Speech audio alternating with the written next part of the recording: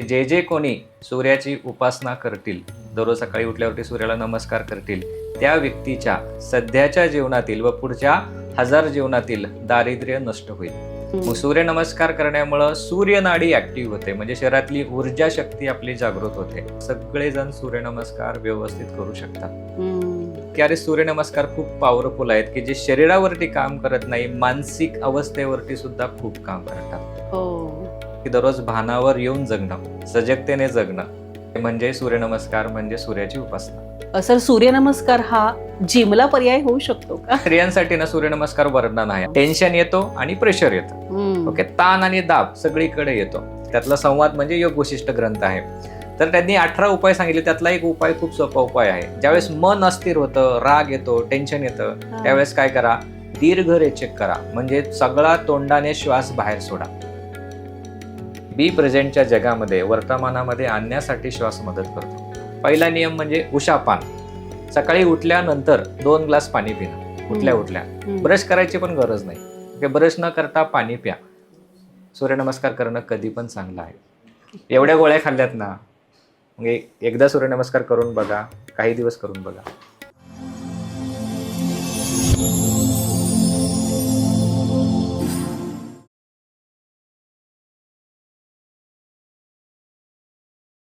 नमस्कार, मी अनुष्का. आजच्या एपिसोडमध्ये आपल्या सगळ्यांचं खूप मनापासून स्वागत करते. सुरू झालेलं 2026 हे सूर्याचं वर्ष आहे आणि सूर्याची उपासना म्हटल्यानंतर सूर्यनमस्कार ओघाने झाले. 12 सूर्यनमस्कार तुमच्या आयुष्याचं पूर्ण गणित बदलू शकतात का? शास्त्रीय पद्धतीने सूर्यनमस्कार कसे घालायचे, किंवा सूर्यनमस्कार याचा मन, बुद्धी, शरीर याच्याशी नेमका संबंध काय, या सगळ्या विषयावर आपण आज बोलणार आहोत.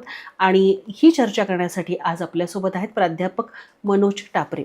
15 वर्षाहून अधिक काळ ते प्रोफेसर म्हणून काम करतायत. त्याहीपेक्षा महत्त्वाचं, सूर्यनमस्काराचे ते लव्हर आहेत. सूर्यनमस्कार जनमानसात रुजवावेत म्हणून ते बऱ्याच वर्षापासून काम करतायत. 50,000 पेक्षा जास्ती साधकांना त्यांनी सूर्यनमस्काराचं महत्त्व पटवून दिलंय. योगाचं ते प्रशिक्षणही देत आहेत आणि त्या सगळ्यांविषयी त्यांना दांडगा अनुभव आहेत. सर, त्यांच्याशी आज आपण चर्चा करूयात की सूर्यनमस्कार म्हणजे काय आणि त्याचं महत्त्व काय. सर, तुमचा स्टुडिओमध्ये मनापासून स्वागत आणि वेलकम. पहिला प्रश्न मला हाच विचारायचा आहे की सूर्यनमस्काराची सुरुवात कशी झाली? थँक्यू. नमस्कार मॅडम, आणि सगळ्यांना माझा नमस्कार. मुळात सूर्यनमस्कार ही जी उपासना आहे, ही भारतीय संस्कृतीमध्ये म्हणजे आपल्या संस्कृतीमध्ये खूप पुरातन आहे. आपल्या ऋषीमुनींना पहिल्यापासून माहिती होतं की सूर्य हा जीवनाचा स्रोत आहे. सूर्यामुळेच आपल्या पृथ्वीवरती जीवनसृष्टी आहे, ऊर्जा आहे. आणि या सूर्याचं पूजन विविध पद्धतीने आपले पूर्वज, आपले ऋषीमुनी करत आलेले आहेत. म्हणजे सूर्याला अर्घ्य देणं, सकाळी उठल्यानंतर सूर्याचं दर्शन करणं, किंवा आपण बघितलं असेल आपल्या शाळेमध्ये किंवा लहानपणापासून आपल्याला सूर्याचे श्लोक शिकवले जातात, की जसं ओम आदितस्य नमस्कारा ये कुर्वन्ति दिने दिने जन्मांतर सहस्रेषु दारिद्र्यम नको जायते. म्हणजे जे जे कोणी सूर्याची उपासना करतील, दररोज सकाळी उठल्यावरती सूर्याला नमस्कार करतील, त्या व्यक्तीच्या सध्याच्या जीवनातील व पुढच्या 1000 जीवनातील दारिद्र्य नष्ट होईल. आणि दारिद्र्य शब्दाचा अर्थ काय? नुसतंच मानसिक दारिद्र्य नाही, शारीरिक दारिद्र्य नाही, तर जीवनातील अंधकार, जीवनातील नकारात्मकता, ओके, जीवनातील आजार, त्यालाच पतंजली 9 अंतराय असे म्हणतात. व्याधी, स्त्यान, संशय, प्रमाद, आलस्य, अविरती, भ्रांती दर्शन, अलंब भूमिकत्व, अनवस्थितत्व आणि ते अंतराया. म्हणजे हे सगळे अंतराय त्या व्यक्तीचे. अंतराय म्हणजे जीवनातील अडथळे, शरीरातील, मनातील, चित्तातील सर्व अडथळे निघून जातात. म्हणून ही सूर्यनमस्कार उपासना खूप आवश्यक आहे, जी आपल्या सर्वांनी मुळापासून व्यवस्थित आपण शिकली पाहिजे. आता या सूर्यनमस्कारामध्ये ह्याचा उल्लेख ऋग्वेदापासून आहे. म्हणजे आपले जे वेद निर्माण झाले, ऋग्वेद, यजुर्वेद, देन अथर्ववेद, सामवेद, इथे पण त्याचा उल्लेख आलेला आहे. म्हणजे ऋग्वेदामध्ये सूर्याला सवितृ असं म्हटलेलं आहे. गायत्री मंत्र जो असं आपण म्हणतो ओम भूर्भुवः स्वहा, तर त्याचा उगम ऋग्वेदामध्ये झालेला आहे. म्हणजे सूर्याचा उल्लेख तिथं आहे. यजुर्वेदामध्ये सूर्याला आदित्य म्हटलेला आहे. म्हणजे आता जो श्लोक म्हटला तो त्या तिथून आलेला श्लोक आहे. आणि अथर्ववेदामध्ये त्याला सूर्यनारायण असं म्हटलेलं आहे. मग ही जी सूर्याची उपासना आहे, खूप पूर्वीपासून उपासना आहे. म्हणून याचं खूप आध्यात्मिक महत्त्व म्हणा, किंवा सामाजिक महत्व म्हणा आज आजतागायत चालत आलेलं आहे. म्हणजे पहिल्या श्लोकातनं ते आपल्याला कळालंच की सूर्याची उपासना का गरजेची आहे, परंतु सूर्याचीच का आणि त्याविषयी काय सांगाल? म्हणजे सूर्याचीच का, तर चंद्राची होऊ शकते, बुधाची होऊ शकते, शनीची होऊ शकते, परंतु सूर्याला काहीतरी विशेष स्थान आहे, तर Yes. त्याचं काय महत्व सांगाल? खूप छान प्रश्न आहे आणि खूप मस्त आहे. आता हा जो सूर्य आहे, हा सूर्य काय करतो बघा. सूर्य हा प्रकाशाचं प्रतीक आहे. ओके, उष्णतेचं प्रतीक आहे, ऊर्जेचं प्रतीक आहे. मग या प्रकाशामुळं, उष्णतेमुळं, ऊर्जेमुळंच आज वनस्पती जिवंत आहेत. वनस्पतींमुळं अन्न निर्मिती होतीये. या सूर्यामुळंच पृथ्वीवरती जलचक्र आहे. या सूर्यामुळंच पृथ्वीवरती अन्नचक्र आहे. ओके, म्हणजे थोडक्यात संपूर्ण सृष्टी ही सूर्यामुळंच आहे. योगशास्त्रामध्ये सूर्याला सूर्यनाडी असं म्हटलं आहे. म्हणजे आपली ही जे नाड्या आहेत, 3 मुख्य नाड्या म्हटल्या जातात. इडा नाडी जे डावीकडची नाडी आहे, पिंगला नाडी, ओके, तिला सूर्यनाडी असं म्हटलं जातं आणि दोन्ही नाड्यांमधली जी नाडी आहे ती आहे सुषुम्ना नाडी. मग सूर्यनमस्कार करण्यामुळं सूर्यनाडी ऍक्टिव्ह होते, म्हणजे शरीरातली ऊर्जा शक्ती आपली जागृत होते. ओके, आणि या ऊर्जा शक्तीला जागृत करण्याची पद्धती म्हणजे सूर्यनमस्कार, जी सूर्यनमस्काराच्या अभ्यासाने जागृत होते. म्हणून सूर्य. आणि या सूर्याला वंदन म्हणजे ज्याच्यामुळं आपण पृथ्वीवरती आहोत, आपलं अस्तित्व आहे, त्याच्याबद्दलची कृतज्ञतेची भावना म्हणजे सूर्यनमस्कार. सर, मी सूर्याकडे बघताना नेहमी मला असं जाणवतं की न चुकता सूर्य दररोज उगवतोय. म्हणजे याचा अर्थ की कन्सिस्टन्सीकडे म्हणून मी सूर्याकडे बघते की नाही, काही झालं तरी दिवस सुरू झालेला आहे, कालचं काल सुटलं, आजपासून नवीन दिवस, नवीन सूर्य. जेव्हा नमस्कार करते मी सूर्याला, तेव्हा माझ्या मनात काय येतं, तर तू जसा रोज उगवतो, रोज काम करतो, तशी कन्सिस्टन्सी माझ्या आयुष्यात असू देत, हे कुठेतरी मी रिलेट करते जेव्हा मी सूर्याला नमस्कार करते. सर, आता हा सूर्यनमस्कार त्याचे अगणित इतके फायदे आहेत. म्हणजे पूर्वीच्या ऋषीमुनींनी खूप विचार करून या सगळ्या गोष्टी सुरू केल्या असतील असं कुठेतरी मला जाणवतंय. तर ह्याची सुरुवात नेमकी कधी आणि कशी झाली, याचा काही इतिहास वगैरे आहे का, सांगू शकतो का आपण? हो, खूप छान प्रश्न विचारला तुम्ही. तर सूर्यनमस्कार हा कुठल्या एका व्यक्तीने नाही केला किंवा एका काळात तो काही डेव्हलप झालेला नाहीये. तर सूर्यनमस्कार किंवा सूर्याची उपासना ही विकसित होत गेलेली आहे. ओके, ही 4 अवस्थेमध्ये विकसित होत गेलेली आहे. आपण या 4 अवस्था समजून घेऊयात. पहिली जी अवस्था आहे ती म्हणजे वैदिक काळ आणि पुराण. ओके, तर वैदिक काळामध्ये खास करून आपण बघितलं तर ऋग्वेदामध्ये सूर्याला वेगवेगळ्या नावाने ओळखलं जातं. मित्र, आदित्य, सवितृ, ओके, पुषा, या वेगवेगळ्या नावाने ओळखलं जातं. म्हणजे सूर्याचे उपासनेचं बीज हे आपल्याला ऋग्वेदामध्ये सापडतं. ओके, तर त्या ऋग्वेदामध्ये सूर्याची उपासना, मंत्र जप आणि मंत्र साधना ह्याचा उल्लेख आलेला आहे. नंतरचा काळ आहे पुराण, सूर्यपुराण, भविष्य पुराण, मार्कंडेय पुराण. तर या पुराणामध्ये सूर्याच्या मंत्रांचा उल्लेख आलेला आहे. आपण जे आज ऐकतो, ओम सूर्याय नमः, मित्राय नमः, सवित्रे नमः, अर्काय नमः, भास्कराय नमः, हे तुम्हाला त्या पुराणामध्ये सगळी नावं सापडतील. आणि त्या पुराणांमध्ये सूर्यनमस्काराच्या विधी सांगितलेल्या आहेत. अच्छा, सूर्याला जे आपण अर्घ्याचं ऐकलंय ना, सूर्याला अर्घ्य द्यायचं, त्या अर्घ्याचा उल्लेख तिथं आहे. म्हणजे सूर्याची उपासना विधिवत कशी करायची ते सांगितलं आहे. आता या दोन्ही काळांमध्ये, वैदिक काळ आणि पुराण काळामध्ये, सूर्याची नमस्कार जे आपण आज सूर्यनमस्कार म्हटल्यावरती आपल्याला जे 12 आसनांचा सिक्वेन्स किंवा 10 आसनांचा सिक्वेन्स येतो, ते योगांच्या आसनांसोबत ते जोडलेले नव्हते. ओके, इथे फक्त जो काही सूर्य आहे, जो ऊर्जा देतो, ओके, त्या ऊर्जेचं प्रतीक आणि ऊर्जेची उपासना या काळामध्ये झालेली आहे. अच्छा, ओके, नंतरचा जो काळ येतो तो म्हणजे उपनिषदांचा काळ, की या काळामध्ये सूर्याच्या ऊर्जेला तेजासोबत जोडला आहे, शरीरातल्या ऊर्जेसोबत जोडलेला आहे. आणि आतली जी ऊर्जा आहे तिला अंतप्रकाश असं म्हटलेलं आहे, आत्म्याचा प्रकाश. ओके, या नावाने सूर्य ऊर्जा ओळखली जाते. मग उपनिषदाच्या काळामध्ये सूर्याला शरीरातल्या अंतस्थ ऊर्जेशी जोडण्यात आलं, म्हणजे तिथेही विकास झाला त्याच्यामध्ये. पुढचा चौथा जो काळ येतो तो म्हणजे योगिक काळ, तिसरा काळ. ओके, की जिथे सूर्याला शरीरासोबत, श्वासासोबत, ऊर्जेसोबत जोडलं. ओके, आणि शरीरासोबत म्हणजे काय, वेगवेगळ्या आसनांसोबत, आसनांचा सूर्य ऊर्जेवर होणारा परिणाम शरीरातल्या. ओके, या पद्धतीने अभ्यास खूप झाला. मग ह्याच्यामध्ये घेरण संहिता आहे, हठयोग प्रतिपेका आहे, शिवसंहिता आहे, योग वशिष्ठ आहेत, भरपूर ग्रंथ आहेत की जिथे सूर्य, शरीर, मन आणि श्वास या सगळ्यांची सांगड त्या काळामध्ये विकसित झाली. वा. वेगवेगळ्या आसनांचा विकास त्या काळामध्ये झाला. आणि चौथा टप्पा आपण घेऊयात, मॉडर्न टप्पा घेऊयात आपण त्याच्यामध्ये, म्हणजे संत ज्ञानेश्वरापासून रामदासांपर्यंत आणि तिथपासून आजपर्यंत काळ घेऊयात. तर समर्थ रामदासांनी हे सगळी जी आसनं होती, ओके, त्या आसनांचा एक सिक्वेन्स तयार केला, 12 आसनांचा सिक्वेन्स तयार केला आणि तो प्रोपॅगेट गेला. ओके, तो म्हणजे आज सगळीकडे त्यांनी त्याचा प्रचार प्रसार केला. आणि आता हे समर्थ रामदासांनी सूर्यनमस्काराची निर्मिती केली का, तर नाही, ही वेगवेगळ्या आसनांची निर्मिती अगोदर झाली होती. त्यांनी फक्त सिक्वेन्स तयार केला त्याच्यामध्ये. आणि स्वतः समर्थ रामदास दररोज 1000 सूर्यनमस्कार घालायचे. ओके, असं त्यांच्या शिष्य समुदाय सांगतात किंवा त्यांच्याबद्दल बोललं जातं. मग आता हे 12 स्टेपचं सूर्यनमस्कार आता समर्थ रामदासांनी तयार केले का नाही, ह्या वादाचा मुद्दा आहे. काय काय याच्यावरती वाद आहेत, पण या वादामध्ये नको जायला. भारत सरकारचं जे योग प्रमाणीकरण मंडळ आहे, YCB, okay, yoga certification board, ह्याच्या परिषदेतानी मी त्यांना प्रश्न विचारला की ही निर्मिती कुठे केली, कारण कुठल्याही पुस्तकात दिलं नाही सूर्यनमस्कार यांनी निर्माण केले. ओके, तर तिकडून अधिकृत हे कळलं की सूर्यनमस्काराची आसनांची सिक्वेन्स समर्थ रामदासांनी केली आणि ती आज सगळ्यात सगळीकडे प्रसिद्ध आहे. आणि बिहार स्कूल ऑफ योगाने 12 सूर्यनमस्कार आज जग विख्यात केलेले आहेत, 12 स्टेपचा सूर्यनमस्कार.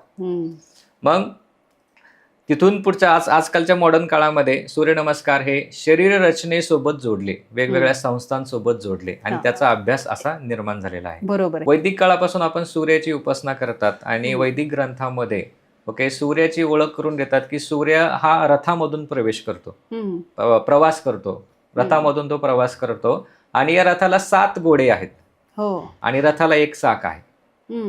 ठीक आहे, आणि हे 7 घोडे कशाचं प्रतीक आहे, आज आपल्याला विज्ञानाने कळतं की प्रकाशामध्ये 7 रंग आहेत, तांबडा, पिवळा, निळा. ओके, डिस्पर्शन ऑफ लाईट हा जो एक्सपेरिमेंट आपण करतो, तर प्रकाशाचं एक प्रतीक आहे. ओके, प्रकाशाचे 7 रंग आहेत. नंतर सूर्य हा काळाचं प्रतीक आहे. ओके, मग 7 दिवसांचं प्रतीक हा सूर्य आहे. 1 चाक आहे म्हणजे ते एका वर्षाचं प्रतीक आहे. ओके, म्हणजे सूर्य रथातून प्रवेश करतो म्हणजेच काय होतं की सूर्य अखंड आहे, तेजस्वी आहे, सतत मार्गक्रमण करत राहतो, सतत प्रकाश देत राहतो, ऊर्जा देत राहतो, अशी त्याची ख्याती आहे. म्हणून आपल्या भारतामध्ये बघा दरवर्षी एक सण येतो, मकर संक्रांती झाल्यानंतर रथसप्तमी साजरी केली जाते. जास्त करून ही रथसप्तमी उत्तर भारतामध्ये खूप साजरी केली जाते. तुम्ही ओडिसा साईडला जा, बिहार साईडला, ओके, छत्तीसगड, झारखंड, कारण तिथे सूर्याची मंदिरं आहेत.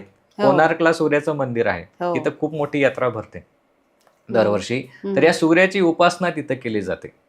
ओके, तर त्याला कारण हे असं आहे की हा सूर्य जीवनाच्या निर्मितीचा प्रतीक आहे. सूर्य आहे म्हणून आपण आहे, म्हणून त्याचं पूजन केलं जातं, म्हणून ती रथसप्तमी आपण साजरी करायला पाहिजे. किंवा त्या दिवशी आपण संकल्प करू शकतो की त्या दिवशी मी किमान 12 राऊंड सूर्यनमस्कार करेल किंवा 108 राऊंड सूर्यनमस्कार करून बघेल. तुमचं नेहमीच आहे की करके देखो. त्याचे फायदे अगणित, सो करके देखो. तर आता सूर्यनमस्कार जेव्हा आपण सुरू करतो तेव्हा साधकांनी काय तयारी करायला हवी? ओके, तर सूर्यनमस्कार करण्यापूर्वी काही नियम सांगण्यात येतात. पहिला नियम म्हणजे आपलं पोट रिकामं पाहिजे. ओके, आणि सगळ्यात आदर्श अवस्था म्हणजे सकाळी आपलं पोट रिकामं असतं. ओके, दुसरी गोष्ट, ज्यांना सकाळी शक्य होत नाही ते संध्याकाळी सूर्यनमस्कार करू शकतात, जेवण केल्यानंतर 4 तासांनी करू शकतात.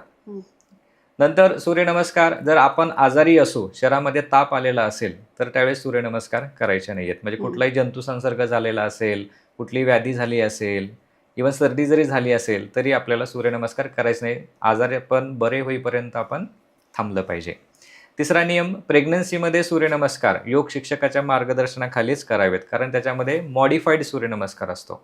नंतर ज्यांचे पाठ दुखते, कंबर दुखते, मणक्यांमध्ये काही व्याधी आहेत त्यांच्यासाठी सुद्धा मॉडिफाईड सूर्यनमस्कार आहे की जिथे फॉरवर्ड बेंडिंग अवॉइड केलं जातं. योग शिक्षक ते त्याच्यामध्ये करेक्शन तुम्हाला सांगू शकतात. आणि वयाच्या 8व्या वर्षापासून 70 वर्षापर्यंत सगळेजण सूर्यनमस्कार व्यवस्थित करू शकतात. आणि जर नियमित सूर्यनमस्कार केले तर ग्रंथांमध्येच म्हणजे सूर्य परंपरेमध्येच वर्णन केलेलं आहे, अकाल मृत्यू हरणम सर्व व्याधी विनाशनम. ओके, म्हणजे अकाली येणारं मृत्यू हरण केलं जातं, तो मृत्यू येत नाही आणि सर्व व्याधी विनाशनम. ह्याचा तात्विक अर्थ आपण असा घेऊयात, अकाली येणारं मृत्यू म्हणजे काय? ऍक्सिडेंट होणं, सर्पदंश होणं. हम्म, ओके, हम्म. तर ह्या सगळ्या गोष्टींची थोडी पूर्वसूचना, पूर्वकल्पना आपल्याला मिळते. Oh. म्हणजेच मानसशास्त्रीय भाषेमध्ये आपण असं म्हणूयात, जीवन जगताना सजगता वाढते, सतर्कता वाढते, अवेअरनेस वाढतो, अलर्टनेस वाढतो. मग ज्यावेळेस आपण सजग असतो, सतर्क असतो, त्यावेळेस योग्य वेळी योग्य निर्णय घेतो. ओके, म्हणून अकाल मृत्यू हरणम आपण असं कोरिलेशन त्याच्यामध्ये करू शकतो. त्याला अशी सांगड देऊ शकतो. येस. सर, तुमच्या आयुष्यात सूर्यनमस्कार कसा आला? कधी तुम्ही 50,000 साधक तयार केलेत, ओके. तुम्ही कधी सुरुवात केली? की शाळेमध्ये असताना अभ्यासामध्ये मी खूप सोसो होतो. ओके, म्हणजे मागच्या बेंचवर बसणारा विद्यार्थी मी, टंगळ मंगळ करत मी शिकणारा विद्यार्थी. आणि 10वी नापास झाल्यानंतर मग सगळ्यांचा माझ्याकडे बघण्याचा दृष्टिकोन बदलला, घरातल्या कुटुंबाचा बदलला, सगळ्यांच्या दृष्टीने उपयोगी व्यक्ती म्हणून निरुपयोगी व्यक्ती झालो, याला काही येत नाही.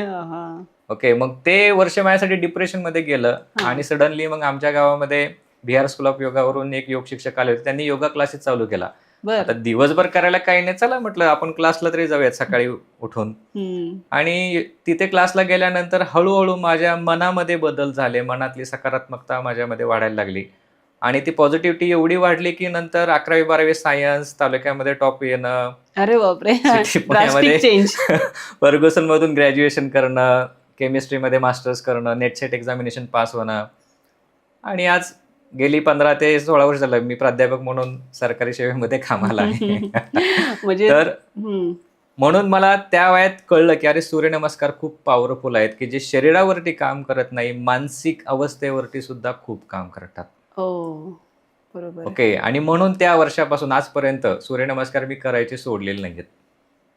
कितीही घाई असली, किती काही आजकाल खूप प्रश्न असतो ना सर, वेळ नाहीये किंवा वेळेचा मुद्दा पुष्कळदा समोर येतो, किंवा जीवनशैलीच अशी झाली आहे की त्यात कुठेतरी आपण प्रायोरिटी देत नाही. तर तुम्ही काय सांगाल याविषयी? खूप छान प्रश्न आहे. माझं सर्वांना हे सांगणं राहील, जीवनामध्ये कितीही घाई असली तरी सकाळी उठल्यावरती आपण ब्रश करणं सोडतो का?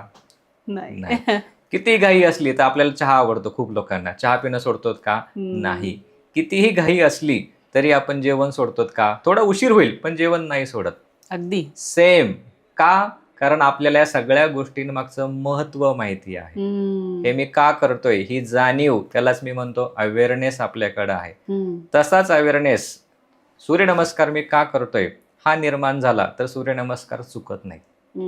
आणि सूर्यनमस्कार काय आहे? शरीर, मन, ऊर्जा आणि आत्मा यांचं संतुलन आहे. ओके, म्हणजेच आपण म्हणूया की दररोज भानावर येऊन जगणं, सजगतेने जगणं. ओके, म्हणजे सूर्यनमस्कार म्हणजे सूर्याची उपासना. बरोबर आहे. पण सर, आता जिथे म्हणजे लाईफस्टाईलच टोटली चेंज झाल्यात, लोकांच्या कामाच्या वेळा बदलल्यात, खूप लोकांना नाईट शिफ्टमध्ये काम करावं लागतं, खूप लोकांना सकाळी आपण त्यांना म्हणतो की उठायचंच नाहीये, सकाळी काम करायचं नाहीये, किंवा लेट नाईट झाल्यामुळे त्यांना नाही शक्य होत. मग अशा लोकांनी सूर्यनमस्कार करायचेच नाही का? किंवा त्यांच्यावरती काय, म्हणजे त्यांनी कसं हे इम्प्लिमेंट करावं? आता काळ पण बदललेला आहे, तणाव पण बदललेले आहेत, कामाचे स्वरूप पण बदललेलं आहे. अशा लोकांसाठी मी एवढं सांगेल की तुम्ही दिवसातली कुठली तरी एक वेळ निश्चित करा, डिसाइड अ टाइम. आणि त्यावेळेत तुम्ही फक्त 12 सूर्यनमस्कार करायला 10 मिनिटांचा वेळ लागतो आणि 2 मिनिटांचं शवासन. ओके, तुमचं एक 12 मिनिटामध्ये हा प्रोग्राम तुमचा पूर्ण होतो. मग दिवसभरात कधीही तुम्ही ही गोष्ट तुम्ही करू शकता. फक्त कंडिशन ठेवायची की जेवण झाल्यानंतर 4 तासांनी तुम्ही सूर्यनमस्काराचा अभ्यास करू शकता. नक्की. सर, सूर्यनमस्कार हा जिमला पर्याय होऊ शकतो का? ऍक्च्युली जिमचे फायदे काय आहेत आणि योगासनांचे फायदे काय, ते 2 वेगवेगळे फायदे आहेत. ऍक्च्युली दोन्ही पण व्यायाम प्रकार आहेत. ओके, दोन्ही पण शरीरावरती काम करतात, दोन्ही पण शरीरातल्या सगळ्या संस्थांवरती काम करतात. ओके, पण काही मूलभूत फरक आहे दोन्ही ह्याच्यामध्ये. जसं की सूर्यनमस्कारामध्ये सर्व सांध्यांवरती ताण येतो, तणाव येतो, दाब येतो. सर्व सांध्यांचा व्यायाम तुमचा सूर्यनमस्कारामध्ये होतो. जिमच्या एक्सरसाइजमध्ये सर्व सांध्यांवरती व्यायाम होत नाही, ठराविक सांध्यांचा व्यायाम केला जातो. बरोबर आहे. सूर्यनमस्कारामध्ये शरीरातले सगळे स्नायू ताणले जातात, डोक्यापासून पायांच्या बोटापर्यंत ताणले जातात. तसं जिम मध्ये सर्व स्नायूंवरती ताण येत नाही, ठराविक स्नायूंवरती जास्त ताण येतो. म्हणजे शोल्डर्स म्हणा, खांदे म्हणा, ते पर्टिक्युलर एक्सरसाइज. दुसरी गोष्ट, सूर्यनमस्कार केल्यावरती ऊर्जा वर्धन होतं, ऊर्जा वाढते. जिम करताना ऊर्जा क्षय होतो, म्हणून जिम केल्यानंतर थकवा लोकांना येतो, एक्झॉस्ट होतात. एक्झॉस्ट लोक होतात. Correct correct. ओके, सूर्यनमस्कार केल्यानंतर खाऊ सुटत नाही. जिम केल्यावरती प्रोटीन शेक, मिल्क शेक, ओके, या सगळ्या गोष्टी वाढतात. सूर्यनमस्कार केल्यावरती खर्चिक डाएट नाहीये, कसलाही डाएट नाहीये, घरचा तुम्ही डाएट घेऊ शकता. जिम केल्यावरती बघा आजकाल marketing 2,500 protein powder, yes yes, मग हे खर्चिक गोष्ट आहे त्याच्यामध्ये. सगळ्यात महत्वाचा डिफरन्स हा आहे की सूर्यनमस्कार करताना आपलं शरीर, आपला श्वास, आपलं मन आणि आपल्या शरीरात असणारी ऊर्जा ह्याच्यामध्ये संतुलन निर्माण होतं. हे संतुलन इतर कुठल्याही जगातल्या व्यायाम प्रकारात निर्माण होत नाही. जिममध्ये फार तर जिममध्ये फक्त शरीरावरती काम केलं जातं आणि थोड्याफार प्रमाणामध्ये मनावरती काम केलं जातं. जिमचे व्यायाम करताना श्वासाकडे लक्ष दिलं जात नाही. जिमचे व्यायाम करताना ऊर्जेकडे लक्ष दिलं जात नाही.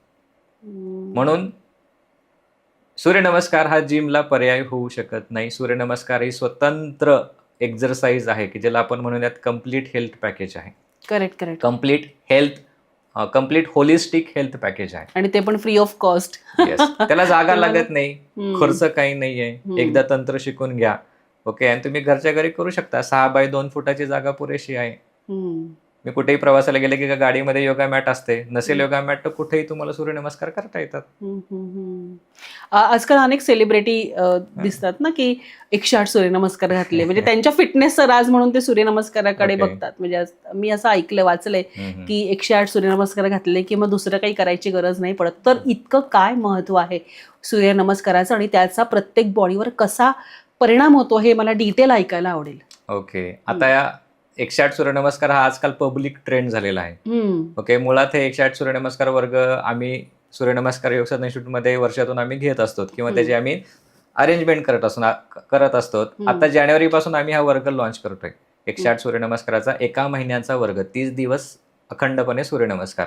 आता 108 हा ट्रेंडिंग पण आहे, पण याचे खूप शरीरावरती, मनावरती, चित्तावरती खूप परिणाम होतात. म्हणजे अगदी 108च नाही, सुरुवात आपण 12 पासून सुरुवात. आता 108 कोणी करायचे त्याचं पण शास्त्र आहे की जे मागच्या 3 महिन्यापासून नियमितपणे सूर्यनमस्कार करतायत, अशी लोक 108 सूर्यनमस्कार करायला जाऊ शकतात. कारण 108 सूर्यनमस्कार चालू झाल्यानंतर शरीरामध्ये टॉक्झिन्स रिलीज होतात.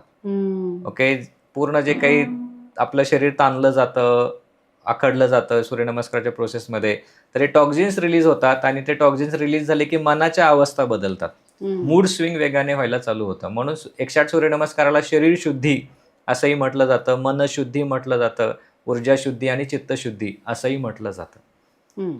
ओके, तज्ज्ञ व्यक्तीच्या देखरेखीखाली 108 सूर्यनमस्कार करावेत. ते करत असताना पाणी आपण नियमित पिलं पाहिजे, तसा आहार आपण घेतला पाहिजे आणि विश्रांती सुद्धा घेतली पाहिजे. आजकाल म्हणजे मला वाईट वाटतं की जिम मध्ये वॉर्मअप म्हणून सूर्यनमस्कार करतात 12 राऊंड 13 राऊंड आणि त्यानंतर विश्रांती वगैरे काही करत नाहीत. ओके, मुळात सूर्यनमस्कार झाल्यानंतर वाढलेली हृदयगती, श्वसनगती सामान्य होणं खूप आवश्यक आहे. मग सूर्याचे या 108 सूर्यनमस्काराचे किंवा नुसत्या 12 राऊंड नित्य सूर्यनमस्काराचे सुद्धा शरीरावरती परिणाम होतात. शरीरातल्या सगळ्या संस्था आपल्या चांगल्या होतात. 9 प्रकारच्या संस्था आहेत.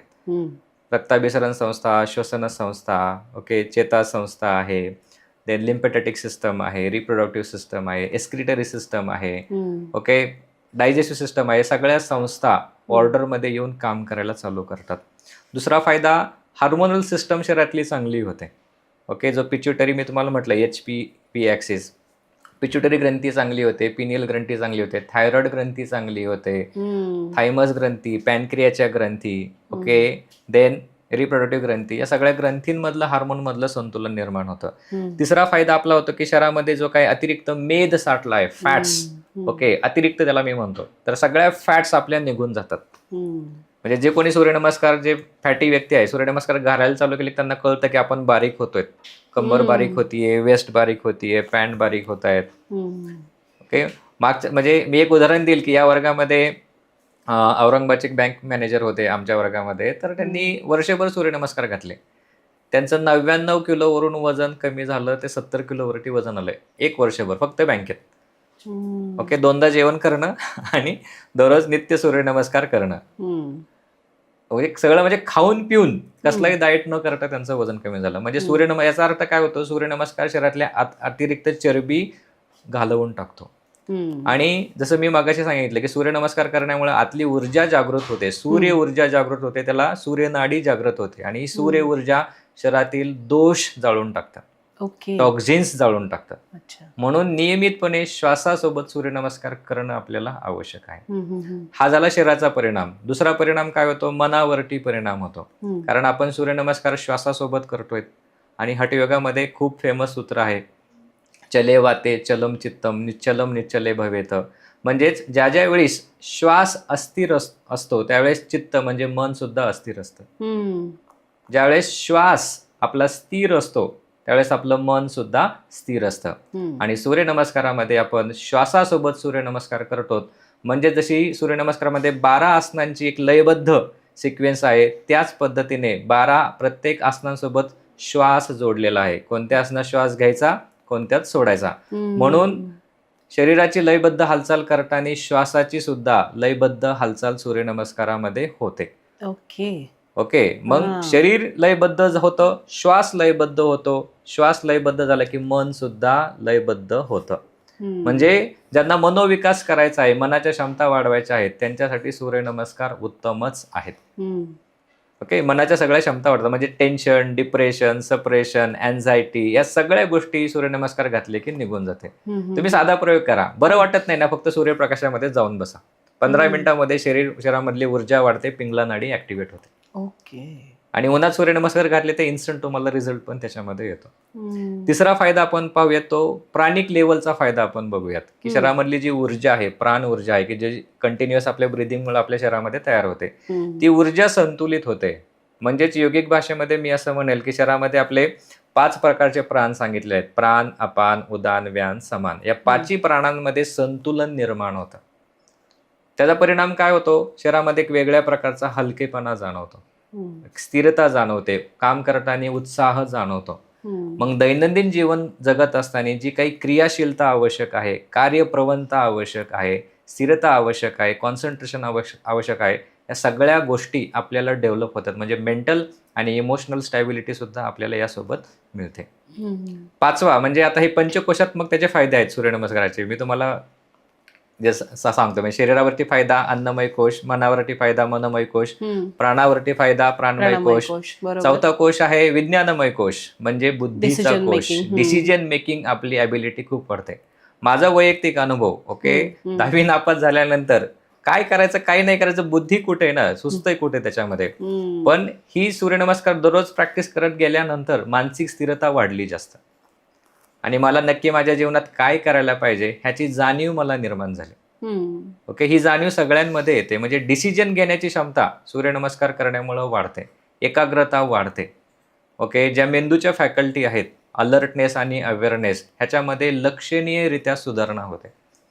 सगळी जर तंत्र बघितली, मेडिटेशनचं तंत्र बघा किंवा हार्टफुल मेडिटेशनचं म्हणा किंवा सिद्ध समाधी योगामध्ये सांगण्यात येणाऱ्या गोष्टी किंवा श्री श्री रविशंकर यांच्यामध्ये सांगण्यात येणाऱ्या गोष्टी, या सगळ्या गोष्टींचं एंड प्रोडक्ट जर काढलं तर अवेअरनेस.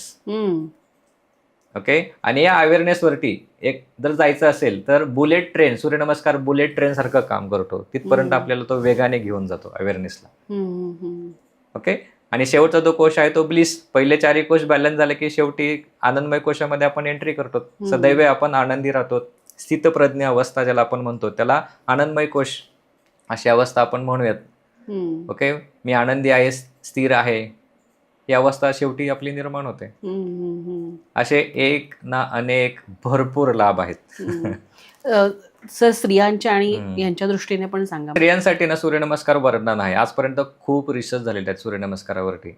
आता बऱ्याचदा आपण स्त्रियांमधले वेगवेगळे काळ आपण घेऊयात. म्हणजे तारुण्याचा काळ, ओके, बिफोर मेन्सेस, आता मेन्सेस सुरू होण्यापूर्वीचा काळ त्यांचा. ओके. त्या काळामध्ये बऱ्याचदा मानसिक चंचलता वाढलेली असते, हार्मोनल डिस्टर्बन्स वाढलेला असतात, शरीरामध्ये त्यांचे चेंजेस होत असतात, शरीराकडे पाहण्याची त्यांचा दृष्टिकोन बदललेला असतो. ओके. वय वर्ष साधारणतः आपण पकडूयात 10 ते 15 वर्ष याच्यामध्ये. तर या काळात जर सूर्यनमस्कार अभ्यास आपण त्यांना दिला तर त्यांच्या शरीराची वाढ चांगली होते, हार्मोनल बॅलन्स त्यांचा चांगला होतो, श्वास स्थिर झाल्यामुळं ओके एकाग्रता त्यांची टिकून राहते. नंतरचा जो काळ आहे तो म्हणजे ऋतुप्राप्ती. ओके. पिरियड चालू होतात, वयाच्या 13व्या वर्षापासून साधारणतः पिरियड चालू होतात.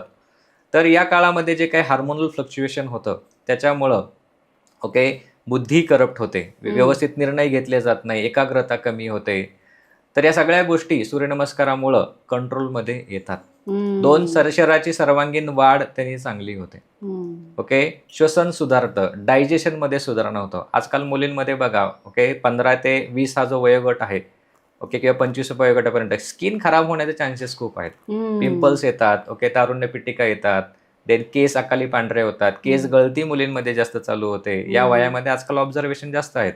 तर सूर्यनमस्कार घातल्यामुळं हार्मोन सिस्टम आपली चांगली होते आणि या वयामध्ये मुलींमध्ये पाळीचे सगळे विकार बरे होतात. तिसरा जो टप्पा मुळात लग्न झाल्यानंतरचा टप्पा, की आजकाल मूल होण्यासाठी, ओके, IVF तंत्र वापरलं जातं किंवा वेगवेगळे मेडिकेशन वापरलं जातं. कारण प्रेग्नन्सी पण येस, राहत आजकाल मी नाही. ऑब्झर्व करतो जवळपास 50,000 पेक्षा आसपास साधक येऊन गेलेत आणि गर्भावस्था राहण्यासाठी विचारणा खूप महिलांकडून होते. ओके, तर सगळं काही व्यवस्थित असतं, खाणं पिणं व्यवस्थित असतं, पण गर्भच राहत नाही. तर त्याला कारण आहे शरीरामध्ये, ओके, इम्बॅलन्स झालेला आहे, ओके, टॉक्झिन्स असलेले आहेत. तर हे टॉक्झिन्स काढण्यासाठी सूर्यनमस्कार मदत करतो. मानसिक अस्थिरता वाढलेली आहे, ओके, अस्थिरता आपण निगेटिव्हिटी पण घेऊयात त्याच्यामध्ये, की सतत स्वतःबद्दल निगेटिव्ह राहणं, नकारात्मक विचार करणं, ओके, त्यालाच योगिक भाषेमध्ये संशय असं म्हणतात. 9 अंतराळमधला आहे काही संशय. तर या संशयाचं प्रमाण आजकाल जनरेशनमध्ये खूप वाढलं आहे. सेल्फ डाऊटिंग खूप वाढलेलं आहे आणि सूर्यनमस्कारामुळे आत्मविश्वास वाढतो, सेल्फ डाऊटिंग कमी होतं, शरीरामध्ये हॅपी हार्मोन्स तयार होतात, डोपामाइन, सेरोटिन तयार होतं. मग या वयोगटातील महिलांना, ओके, हे हार्मोन तयार झाल्यामुळं स्वतःप्रती सेल्फ इमेज त्यांची इम्प्रूव्ह होते, हार्मोनल स्टॅबिलिटी वाढते आणि जिथे बिघाड झालेला आहे तिथपर्यंत ऊर्जा पोहोचून, ओके, ते हार्मोन्स व्यवस्थित होतात. ज्या भागामध्ये बिघाड झाला तो भाग दुरुस्त होतो. आता चौथा टप्पा घेऊयात आपण, रजोनिवृत्तीचा टप्पा घेऊयात, मेनोपॉजचा टप्पा घेऊयात. याच्यावरती सुद्धा सूर्यनमस्कार खूप छान काम करतात. कारण रजोनिवृत्ती दरम्यान साधारणतः 40 ते 45 हा काळ रजोनिवृत्तीचा काळ आहे. तर इथे सुद्धा सूर्यनमस्कार करण्यामुळं, कारण जे काही हाय लेवल ऑफ प्रोजेस्टेरॉन म्हणा, एस्ट्रोजन म्हणा, त्या लेवल याने वेगाने बॅलन्स होतात आणि या रजोनिवृत्तीच्या काळामध्ये सूर्यनमस्कारासोबत प्राणायाम आणि ओंकार साधना जर जोडली तर रिझल्ट खूप छान येतो. ओके, जसा ऋतुप्राप्तीचा आनंदी काळ असतो तसाच रजोनिवृत्तीचा सुद्धा आनंदी काळ असतो. आजकाल महिलांमध्ये बघितलं की रजोनिवृत्ती म्हणजे नको नको त्यांना त्रास होतो त्याच्यामध्ये. कारण ती फेज एकमेव अशी आहे की त्याचे पिरियड एकदा चालू झाले की 5 दिवस, 10 दिवस, महिना, 3 महिने किंवा 6-6 महिने सुद्धा पिरियड्स त्याच्यामध्ये चालू राहतात. ओके, कारण या काळात हार्मोन्समध्ये खूप फ्लक्च्युएशन होतं, अपडाऊन्स येतात. तर याला नियंत्रित करण्याचं काम सूर्यनमस्कार करतो. असे अगणित, म्हणजे फक्त 12 सूर्यनमस्कार घातल्यामुळे इतक्या सगळ्या गोष्टी तुमच्या बदलू शकतात.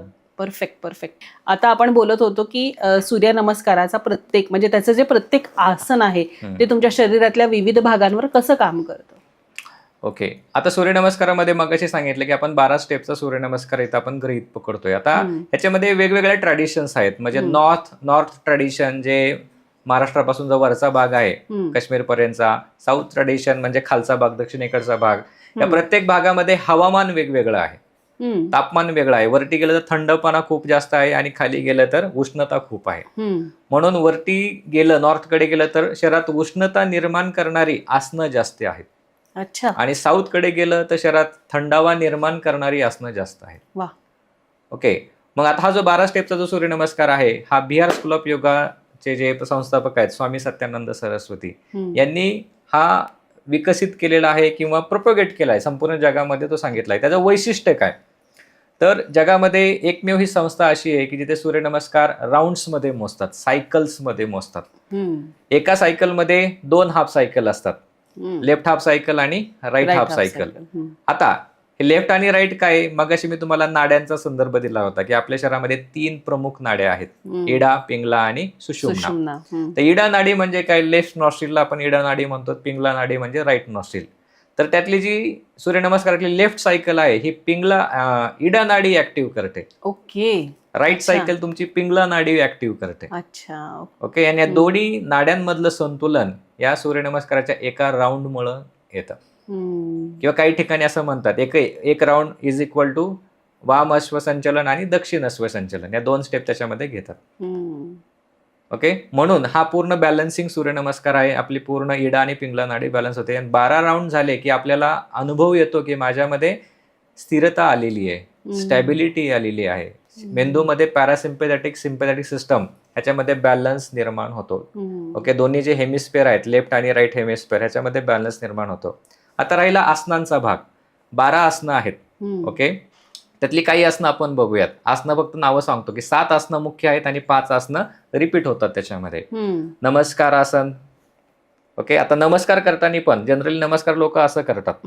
ओके, तर मी सांगेल नमस्कार करताना दोन्ही हाताच्या खाली एक कडे असतात बघा, लाईन असतात, ह्या लाईन फक्त जुळवा आणि नमस्कार करा आणि हृदयासमोर घ्या. इमिजिएट तुम्हाला अवेअरनेस मध्ये फरक जाणवेल. करून बघा तुम्ही. ओके, हे जोडून असं करा. येस, आणि हृदय पुढे आणा. बघा, इथं एक एनर्जीचं लूप तयार होतं. करेक्ट. स्ट्रॉंग फील येतं एकदम. येस, म्हणजे आपण इमिजिएटली स्वतःच्या आतमध्ये येतो, स्वतः सोबत येतो. नॉर्मली नुसतं असं सूर्यनमस्कार करणं, असा नमस्कार करणं अपेक्षित नाहीये.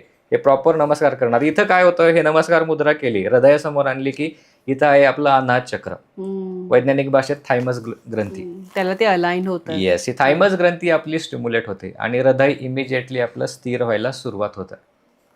हृदयाची पाल्पिटेशन, जी हृदय गती जी आहे वेगाने, ती स्थिर व्हायला सुरुवात होते. अच्छा. ओके, म्हणजे शारीरिक मानसिक हे सगळे फायदे त्याच्यामध्ये होतात. दुसरी स्टेप आहे हस्त उत्थानासन. तिसरी आहे पादहस्तासन. चौथी आहे पर्वतासन. ओके, नंतर 5वी आहे पर्वतासन. 6वी आहे अष्टांग नमस्कार. 7वी भुजंगासन. 8वी पुन्हा पर्वतासन. 9 अश्वसंचालन. 10 पादहस्तासन. 11 हस्त उत्थानासन आणि 12 पुन्हा प्रणामासन. या 7 स्टेप्स आणि 5 स्टेप रिपीट होतात. आता दुसरी घेऊयात आपण भुजंगासन घेऊयात. त्यातली स्टेप सिम्पल एक्झाम्पल आहे त्याच्यामध्ये. या भुजंगासनमध्ये काय होतं, आता सूर्यनमस्काराच्या सगळ्या स्टेप्समध्ये एका ठिकाणी ताण येतो, एका ठिकाणी दाब येतो, टेन्शन येतो आणि प्रेशर येतं. ओके, ताण आणि दाब सगळीकडे येतो.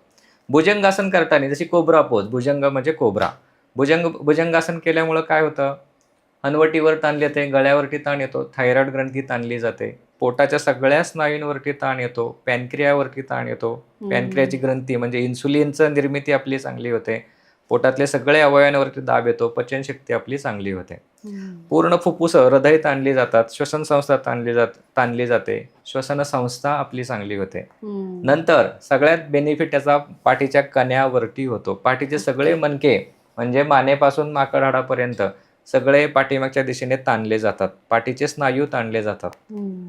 त्यामुळे पाठीचे पाठदुखी, कंबरदुखी सगळ्या व्याधी निघून जातात. आपली पाठीचा कणा लवचिक होतो. ओके, दुसरा बेनिफिट आध्यात्मिक लेवलला बेनिफिट काय होतो, जे मणिपूर चक्र आहे पोटाच्या ठिकाणी आहे, अनाहत चक्र आहे आणि इथे विशुद्ध चक्र आहे, या तिन्ही चक्रांचं स्टिम्युलेशन या भुजंगासनमध्ये होतं.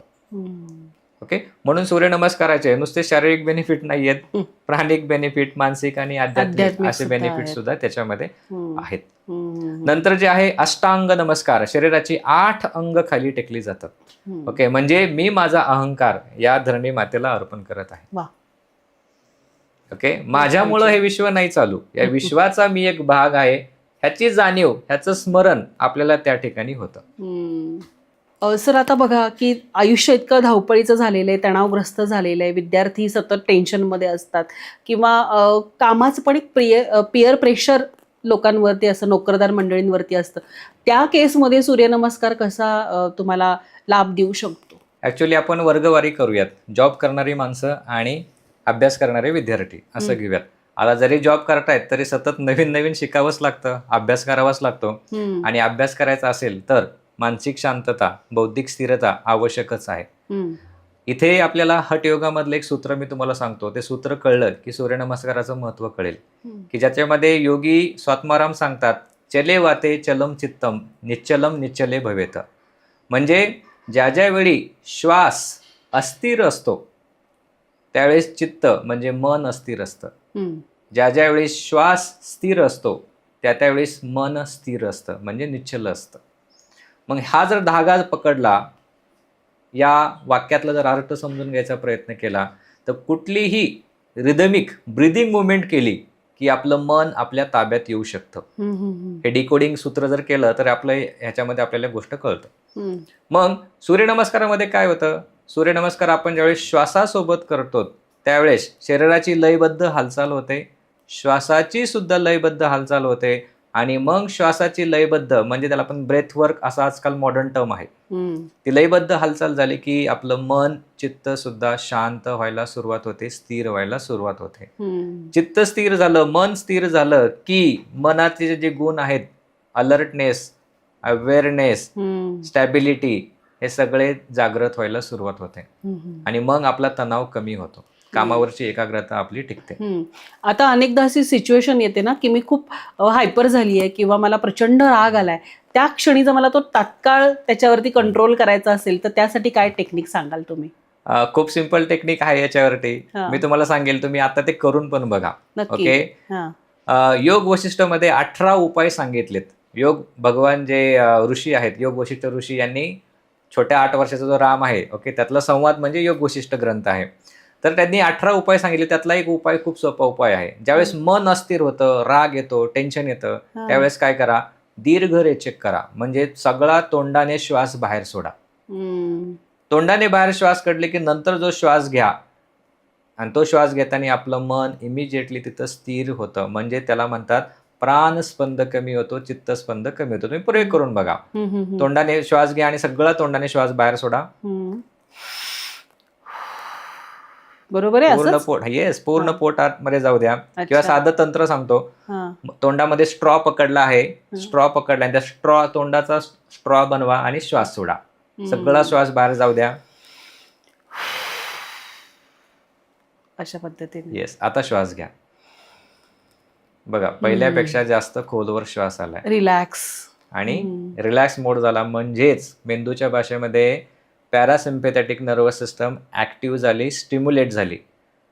सतत तणाव जर वाढला तर काय होतं, सिम्पॅथेटिक नर्वस सिस्टम जास्त काम करते आणि याने काय होतं, सतत जर सिम्पॅथेटिक नर्वस सिस्टम जागी राहिली तर मानसिक तणाव, स्ट्रेस, अँझायटी, टेन्शन्स या गोष्टी वाढत चालतात. या गोष्टी वाढतात म्हणजे काय, मेंदूतले हार्मोन जास्त काम करतात, कॉर्टिसॉल, ॲड्रेनालिन यांची लेवल वाढते आणि या लेवल वेगाने काम करायचं असेल तर हे सोपं तंत्र आहे. त्यातलं अजून तुम्हाला एक तंत्र सांगतो. कुठलंही नवीन काम करण्यापूर्वी, म्हणजे फॉर एक्झाम्पल सकाळी उठलात आणि ब्रश करायचा आहे, ब्रश हातात घ्या, थांबा, एक मोठा श्वास घ्या आणि सोडा. पाणी पितायत, ग्लास हातामध्ये घ्या, श्वास घ्या, श्वास सोडा. अशाच पद्धतीने ना. Yes. मी नाकाने घेते आणि तोंडाने नाकाने घ्या, सोडा. सोडते. किंवा दीर्घ रेचक करा. दोन्हीपैकी एक तुम्ही करू शकता. कोणाला कॉल करायचा आहे, फोन हातामध्ये घ्या, श्वास घ्या, सोडा, एकच श्वास. आता माझं तंत्र सांगतो. गाडीमध्ये दररोज सकाळी ड्रायव्हिंग, सकाळी 7:30ला मी घर सोडतो. गाडी चालू केली की मी 3 वेळेस दीर्घ श्वास घेतो, श्वास सोडतो. वा. भानावर येतो, मन स्थिर होतं इमिजिएटली. मला कोणाला इम्पॉर्टंट कॉल करायचा आहे, ओके, कॉल करण्यापूर्वी मी दीर्घ श्वास घेतो, श्वास सोडतो. आज इथं येण्यापूर्वी आले मी पहिलं दीर्घ श्वास घेतला, श्वास सोडला, मन स्थिर झालं. मी इमिजिएटली वर्तमान काळामध्ये येतो. आजकाल सगळीकडे म्हणतात बी प्रेझेंट, बी प्रेझेंट. पण कसं, श्वास एक तंत्र आहे आणि श्वास एक बुलेट ट्रेन सारखं काम करतो. ओके, बी प्रेझेंटच्या जगामध्ये, वर्तमानामध्ये आणण्यासाठी श्वास मदत करतो. आणि लहान मुलांसाठी हे कसं, म्हणजे हायपर ऍक्टिव्ह मुलं असतील तर त्यांनी काय करावं याच्यासाठी? आता लहान मुलांसाठी कसं आहे की ते लहान म्हणजे किती लहान मुलांना, ज्या मुलांना सूचना कळतात, साधारणतः वय वर्ष 3 किंवा 4 वर्षापासून त्यांना सूचना कळतात. ओके, चला आपल्याला बाहेर जायचं आहे, उठून बसा, आता थोडं शांत बसा. ओके, इथून पुढं योगशास्त्र तुमचं काम करतं. मग त्या मुलांवरती सर्वात बेस्ट आहे त्यांना म्हणजे सूर्यनमस्कार, डायनॅमिक सूर्यनमस्कार शिकवणं. नंतर योग निद्रा त्यांना शिकवणं. थोडं थकले की त्यांना योग निद्रा येते आणि योग निद्रेमध्ये आपण त्यांचं ब्रेन प्रोग्रामिंग त्यांना करू शकतो. येस. आता मगाशी जे आपण म्हणालो होतो की नाईट शिफ्टमध्ये जे काम करतात त्यांना जर खूप थकवा आला, प्रचंड काही ताण आला, तर त्याच्यासाठी काय क्विक रेमेडी देऊ शकतात? येस. आजकाल निद्रानाशाचं प्रमाण खूप वाढलंय, मानसिक ताणतणावाचं प्रमाण खूप वाढलंय आणि कामाचे तास एवढे वाढलेत की झोपेकडे खूप दुर्लक्ष होत आहे. आणि झोपेकडे दुर्लक्ष झाल्यामुळं hormonal imbalance, stress, anxiety, depression ह्याच्यामध्ये खूप वाढ, म्हणजे मानसिक विकारांमध्ये वाढ होताना खूप दिसते. म्हणून झटपट विश्रांती घ्यायची असेल तर योग निद्रा खूप प्रभावी टूल आहे. अर्ध्या तासांची योग निद्रा जवळपास 2.5 तासांची आपल्याला विश्रांती देते. आणि पॉवर नॅप, आपण पॉवर नॅप पेक्षाही खूप पॉवरफुल आहे की याच्यामध्ये जाणीवपूर्वक, कॉन्शियसली आपण पूर्ण शरीरातले सगळे अवयव, भाग, सर्व सांधे, सर्व स्नायू जाणीवपूर्वक ढिले करतो, मेंदूतले सगळे कंपार्टमेंट रिलॅक्स होतात.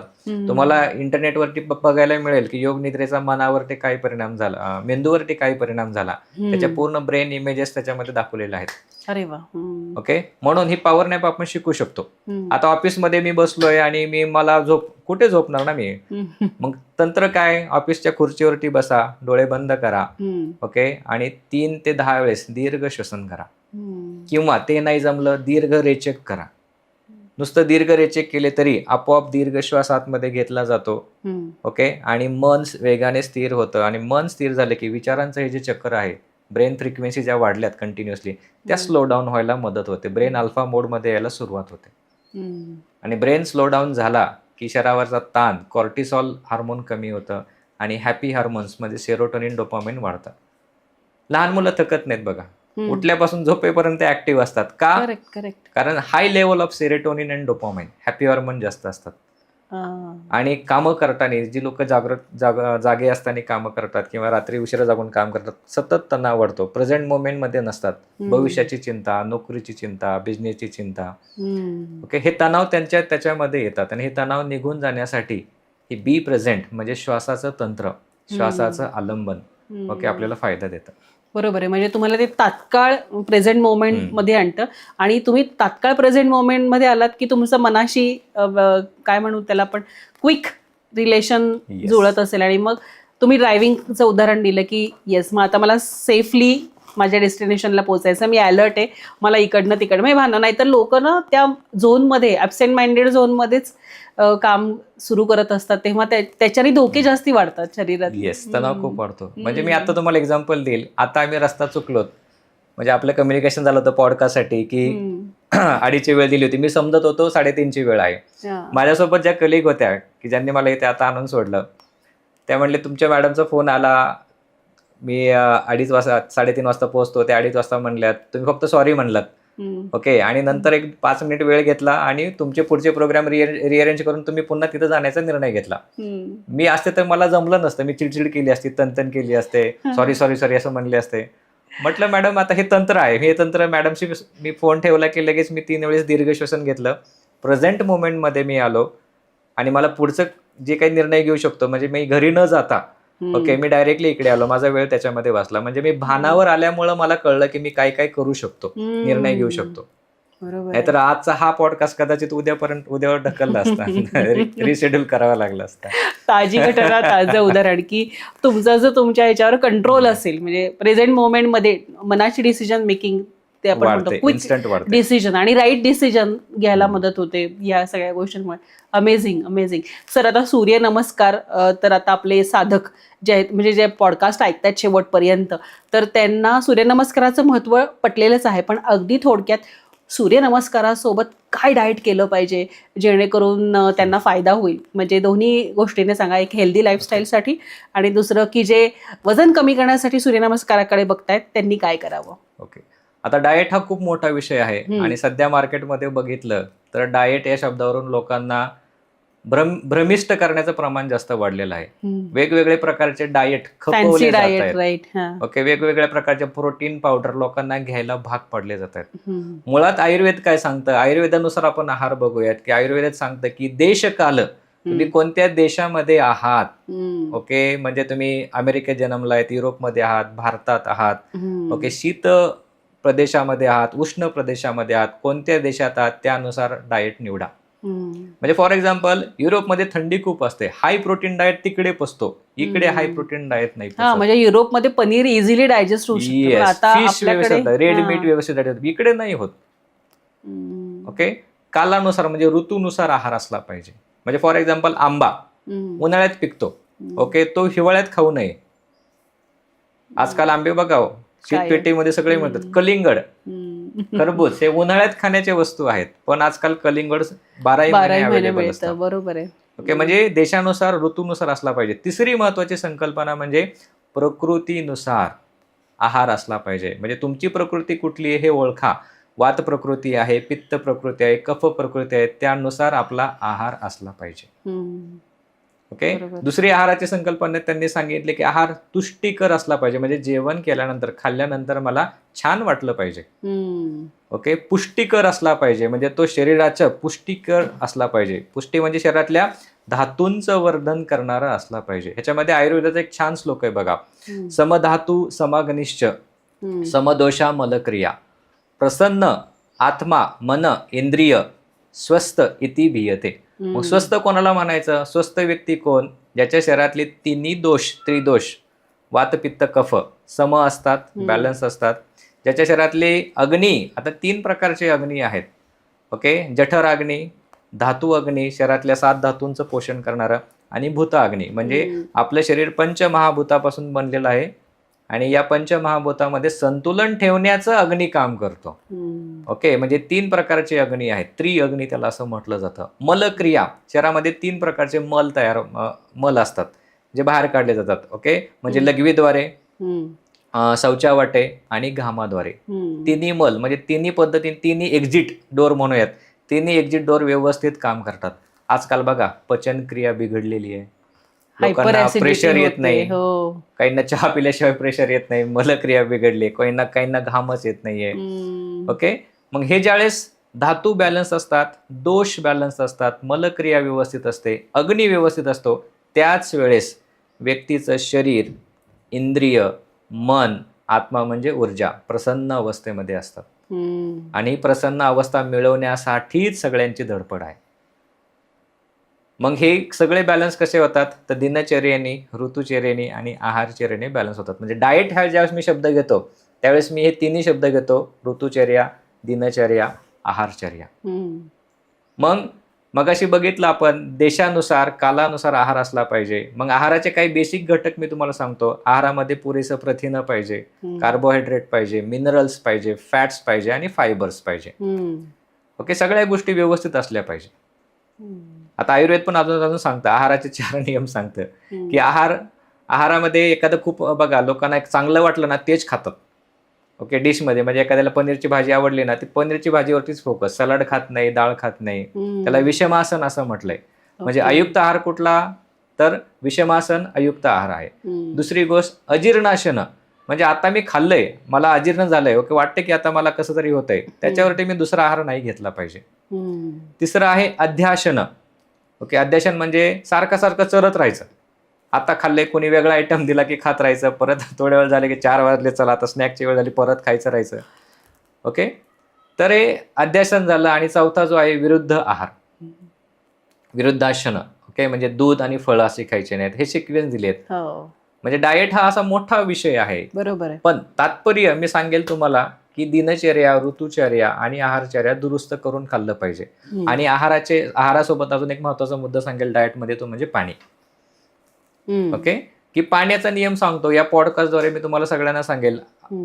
वाग्भट संहिता, ओके, हा एक खूप अष्टांग हृदय, हा एक महर्षी वाग्भटाने लिहिलेला ग्रंथ आहे. त्यांनी त्याच्यामध्ये पाण्याचे 4 नियम सांगितलेले आहेत की जे आपण आजपासून फॉलो करू शकतो. पहिला नियम म्हणजे उषापान. सकाळी उठल्यानंतर 2 ग्लास पाणी पिणं, उठल्या ब्रश करायची पण गरज नाही. ओके, ब्रश न करता पाणी प्या. कसं पाणी प्यायचं? तोंडामध्ये गोट पाणी घ्या. ओके, जसं आपण गुळणी करतो तसं पाणी फिरवा आणि सावकाश पाणी प्या. गट पाणी प्यायचं, घोट नाही प्यायचं, सावकाश. ओके, असं 2 ग्लास पाणी प्या. ह्याचे फायदे काय होतात? पाणी गेल्यानंतर सकाळी सगळे वॉल मोकळे असतात आतड्यातले, सगळं तुम्हाला जाणवतं आतड्यातनं सगळं पाणी वेगाने चाललंय. आणि जे काही आतड्याला चिकटलेला जो मल आहे सगळा मल त्या पाण्यासोबत निघतो. हे गरम पाणी प्यायचं की नॉर्मल? कोमट आणि गरम पण चालेल. ओके, हिवाळ्यामध्ये कोमट पाणी चालेल त्याच्यामध्ये, किंवा गरम पण तुम्ही पिऊ शकता. गरम किती गरम? पॅच टेस्ट करा, म्हणजे हातावरती टाका मागे, नाही भाजलं ते पाणी तुम्ही प्यायचं. साधा सोपा नियम. ओके, चहासारखं गरम नाही प्यायचं. दुसरा नियम, जेवण करण्यापूर्वी आणि जेवण झाल्यावरती 1 तासभर पाणी प्यायचं नाही. बरं. ओके, यांनी काय होतं? वैज्ञानिक रिझन, जे काही आपण खातो, जो काही आपला अग्नी तयार होतो शरीरामध्ये तो विसतो. म्हणजे पाचक रस डायल्यूट होतात केमिस्ट्रीच्या भाषेमध्ये. पाचक रस काय करतात? अन्नाला ब्रेकडाऊन करण्याचं काम करतात. आजकाल बघितले लोक जेवण झाले की 1 तांब्याभर पाणी पितात, ग्लासभर पाणी पितात. ओके, त्यामुळे शरीरामध्ये विकार निर्माण होतात. खाल्लेलं अन्न लागत नाही. ओके, अंगी लागत नाही. त्याच्यामुळे व्याधी निर्माण होतात. डायबिटीज व्याधी, थायरॉइड व्याधी, PCOD व्याधी, मानसिक समस्या व्याधी. ओके, या व्याधी तयार होतात. म्हणून जेवण केल्यानंतर आणि जेवणापूर्वी अर्धा तास पाणी प्यायचं नाही. तिसरा नियम, उभ्याने कधी पाणी प्यायचं नाही. ओके, पाणी बसून प्या, गोट गोट गोट प्या. आणि चौथा जो नियम आहे, फ्रीजमधलं थंड पाणी कधीही प्यायचं नाही, कधीही प्यायचं नाही. ओके, हा चौथा नियम त्यांनी सांगितलेला आहे. आजकाल बघा चिल्ड पाहिजे असेल, जी काही तरुणाई आहे त्यांना चिल्ड पाहिजे, चिल्ड दे मला काहीतरी, चिल्ड पाहिजे. ओके, त्यांना चिल्ड पाहिजे नसतं, त्यांना मानसिक स्थिती चिल्ड करायची असते. त्यांना असं वाटतं की थंड पिल्यामुळे मी चिल होईल, असं नाहीये. मनाचं जे काही फास्ट झालेले ब्रेन मुवमेंट ती स्लो डाऊन झाली की आपोआप ओके तुम्ही नॉर्मल पाणी पिऊ शकता. म्हणजे फ्रीजमधलं पाणी प्यायचं. मग उन्हाळ्यात काय करायचं, माठामधलं पाणी प्या, त्यांनी अलाव केलं आहे. मग पाण्याचे साधे सोपे 4 नियम फॉलो करू शकतात. बरोबर. मग या डाएटमध्ये बघा की मोठा विषय आहे, कुठे इथं प्रोटीन पावडर वगैरे काही येत नाहीये. तुम्ही कुठे राहतात ओळखा, तुमची प्रकृती कशी आहे ती ओळखा, तुमचं कामाचं स्वरूप ओळखा, तरुणांचा आहार, लहान मुलांचा आहार, ॲथलीट त्यांचा आहार आणि वृद्ध व्यक्तींचा आहार पूर्ण वेगवेगळा आहे. त्यामुळं सगळ्यांसाठी एक ठोकळा डाएटचा असा लागू होत नाही. तर हे सगळे निकष पाहिले तर डाएट आपण त्यातनं निवडू शकतो. पण पाणी पिण्याचा नियम सर्वांसाठी सेम आहे. बरोबर. आहारातला चौरस पौष्टिक घटक सर्वांसाठी सेम आहे. सर, आता अनेक असे आजार आहेत की ज्याच्यासाठी औषध गोळ्याच पर्याय, त्याच्यासाठी सूर्यनमस्कार कसा, म्हणजे तो केल्याने कसं हे बरं होऊ शकतं? ओके, आजकालला काही आजार आहेत, म्हणजे फॉर एक्झाम्पल मायग्रेन, डोकेदुखी, ॲसिडिटी, हे सगळे सायकोसोमॅटिक आजार आहेत. आणि योगशास्त्राने विचार केला तर हे सगळे आजार प्राणाच्या असंतुलनामुळे तयार होतात. मग आमचा जवळपास 50,000 साधकांचा माझा अनुभव आहे की नियमित सूर्यनमस्कार घातल्यानंतर मायग्रेन पूर्णतः बरं झालेला आहे. ओके, वर्ष मायग्रेन होतो. एका लेडी, नागपूरच्या लेडी होत्या, 15 वर्ष त्यांना मायग्रेन होता. त्यांनी फक्त 6 महिने व्यवस्थित सूर्यनमस्कार घातला, त्यांचा मायग्रेनचा त्रास पूर्ण बरा झाला. ॲसिडिटी त्रास पूर्णतः बरा होतो. कारण ॲसिडिटी कशामुळे होतो, मानसिक डिस्टर्बन्स प्राणस्पंदामुळे तयार होतो, श्वसन डिस्टर्ब झाल्यामुळं होतो, सूर्यनमस्कार घातल्यामुळं ओके प्राणिक संतुलन शरीरामध्ये येतं, ऊर्जा संतुलन निर्माण होतं आणि ॲसिडिटी बरी होते. ॲसिडिटीचा उगम अगोदर मनात होतो आणि मग तो शरीरामध्ये जातो. मग सूर्यनमस्कारामुळं शरीर, मन आणि ऊर्जा आणि श्वास सगळे जोडले जातात, सगळ्यामध्ये संतुलन निर्माण होतं. मग विदाऊट मेडिसिन घेता, कुठली एक गोळी न घेता ओके तुमचा मायग्रेन एक 3 ते 4 महिन्यामध्ये पूर्ण बरा होतो. अशा भरपूर केसेस आहेत, भरपूर अनुभवजन्य केसेस आहेत. म्हणून करून बघा, विश्वास ठेवू नका, करून बघा, वेळ काढा, वेळ द्या. ओके, सतत गोळ्या खाण्यापेक्षा सूर्यनमस्कार करणं कधी पण चांगलं आहे. एवढ्या गोळ्या खाल्ल्यात ना, मग एकदा सूर्यनमस्कार करून बघा, काही दिवस करून बघा. इतकी सुंदर आणि सहज सोप्या शब्दात तुम्ही सूर्यनमस्काराची महतीच म्हणेन मी महती सांगितली. आणि मला असं वाटतं की जे दर्शक हा सूर्यनमस्काराचा एपिसोड बघतायत त्यांनी एक काम करायचं आहे की त्यांनी आपल्या चॅनलला अजूनही सबस्क्राईब केलं नसेल तर नक्की सबस्क्राईब करायचं आहे. आणि आजच्या ह्या पॉडकास्टचा शेवट एका प्रश्नाने मी करणार आहे, तो म्हणजे रोजचा सूर्य आणि रोजचा सूर्यनमस्कार तुम्हाला काय शिकवतो? खूप छान प्रश्न विचारला. उगवता सूर्य आणि दररोजचे सूर्यनमस्कार ह्याच्यामध्ये छान रिलेशन आहे. जसं की बघा, उगवत्या सूर्याचे काय गुण आहेत की सातत्य, दररोज उगवतो. निरपेक्षता, सर्वांना तो निरपेक्ष सूर्यप्रकाश देतो. निस्वार्थता, निस्वार्थपणे सगळ्यांना देतो. दररोजचे सूर्यनमस्कार काय सांगतात? सातत्य, निस्वार्थपणा, निरपेक्षता, माझ्या अंगी यावेत, याची कृतज्ञता तयार व्हावी, निर्माण व्हावी, म्हणून नमस्कार आहे. सूर्याचे दुसरा गुण काय? सूर्याला सांगतात की बुद्धिमान आहे, कर्तृत्ववान आहे, क्रियाशील आहे, ओके परिवर्तनशील आहे, एका जागी चिकटून राहत नाही. ओके, हे गुण माझ्या अंगी यावेत, त्याची जाणीव मला निर्माण व्हावी, म्हणून सूर्यनमस्कार आहे. उगवणारा सूर्य काय करतो? अंधाराचा नाश करतो. सेम नित्य सूर्यनमस्कार काय करतात? जीवनातील अंधार दूर करतात. आणि जीवनातील अंधार कोण? पतंजल ऋषी सांगतात 9 प्रकारचे अंधार, 9 प्रकारचे अंतराय आहेत. व्याधी, स्त्यान, संशय, प्रमाद, आलस्य, अविरती, भ्रांती दर्शन, अलंब भूमिकत्व इत्यादी प्रकारचे अंतराय आहेत. त्याला आपण सोप्या भाषेत म्हणूयात ओके, आळस, थकवा, निराशा, चंचलता, ओके आर्थिक टेन्शन, मानसिक टेन्शन, ह्या सगळ्या गोष्टींचा नाश तुमचा सूर्यनमस्कार करतो. तर माझं सगळ्या या दर्शकांना सांगणं आहे की माझ्या जीवनामध्ये स्वतः मला शारीरिक, मानसिक, भावनिक, आध्यात्मिक खूप लाभ झालेले आहेत. म्हणून कितीही बिझी असाल तरी थोडा वेळ स्वतःच्या शरीर, मन आणि ऊर्जा संतुलनासाठी आपण काढलाच पाहिजे. करून बघा काय होतं ते. मी तुम्हाला अनुभवाने सांगतो, 50,000 साधकांवरती हा अनुभव आहे, एक्सपेरिमेंट केलेला आहे.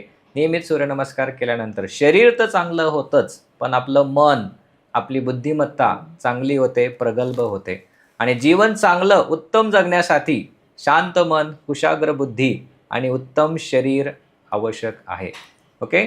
धर्म, अर्थ, काम, मोक्ष 4 पुरुषार्थ सांगितलेत. आणि 4 पुरुषार्थ कधी आपण करू शकतो? उत्तम आरोग्य असेल तरच करू शकतो. आणि सूर्यनमस्कार आपल्याला हे उत्तम आरोग्य, शारीरिक, मानसिक, भावनिक आरोग्य मिळवून देतं.